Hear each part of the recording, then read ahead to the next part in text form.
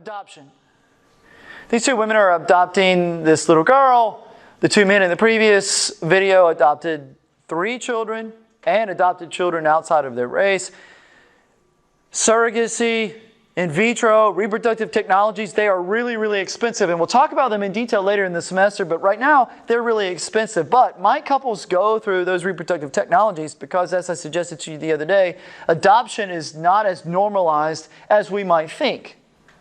Yes, it is still better to have your own natural children than it is to adopt in the context of stigmatization. This is not to suggest that individual nuclear families and or parents and siblings stigmatize adopted members of their nuclear family. It is to suggest it's everybody else that's doing that. It's everybody else that is stigmatizing the adopted child and or the adopting parents. Oh, what? You couldn't have your own child? You might not say it out loud, but you're thinking it, right? I don't mean you. I mean us from a macro perspective. When someone says, oh, we've adopted a child. Oh, that's great. What? You couldn't have a baby?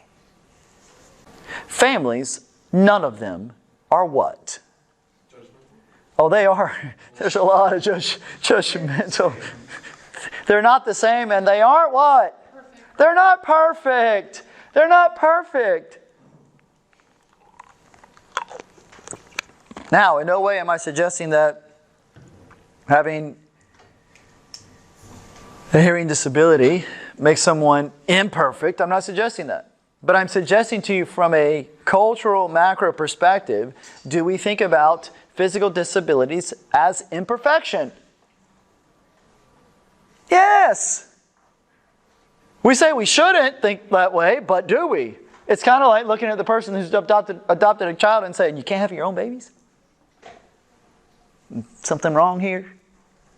Something wrong in your belly, lady?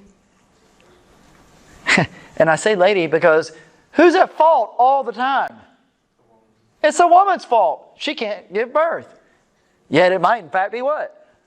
Yeah. So why do we go straight to her?